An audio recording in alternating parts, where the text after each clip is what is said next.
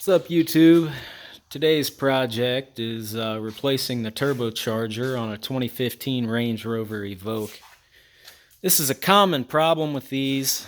The manifolds like to crack right at the flange, and then it'll throw a code for low boost or something.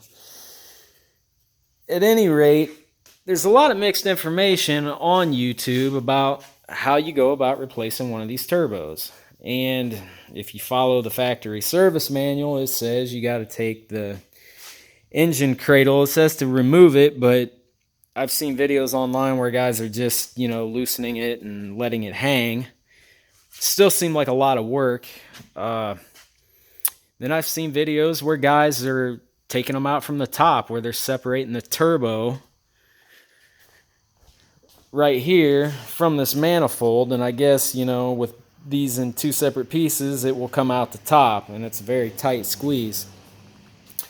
I, however, found a different way. I don't know that it's a better way. Maybe it is, maybe it's not. It didn't really take me nearly as long as what the book quoted for removal.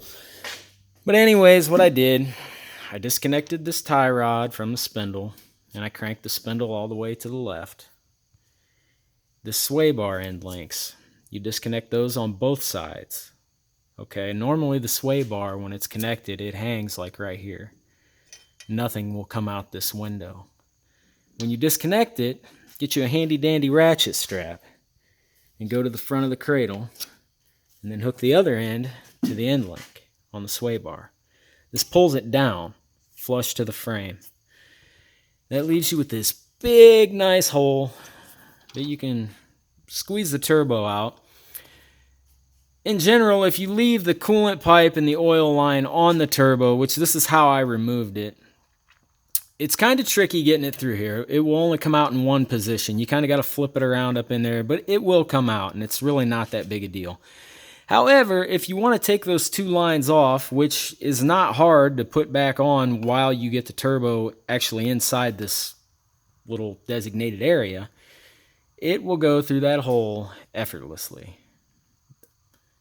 Don't mind my rubber gloves here. I got all the holes plugged up, to keep any foreign debris from falling down in them.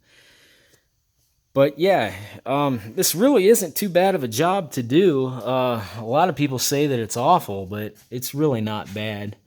If you come at it from back here, most of your bolts that hold the turbo on are pretty easily accessible. You got to get, a few feet of extensions on to do it. A wobble extension's nice. Swivel sockets work great. Really, the toughest part of this job is getting the bolts loose that connect right here. There's 3 of them. 2 are pretty easily gotten to. The third one is a nightmare. I had to go through the fender well on the driver's side and have my wife kind of position the socket. It was on a universal joint while I kind of felt around blindly up, from the top and got it into position. But it really wasn't horrible. It was doable.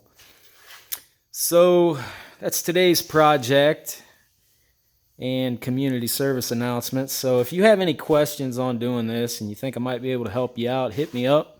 Thanks, and have a good day.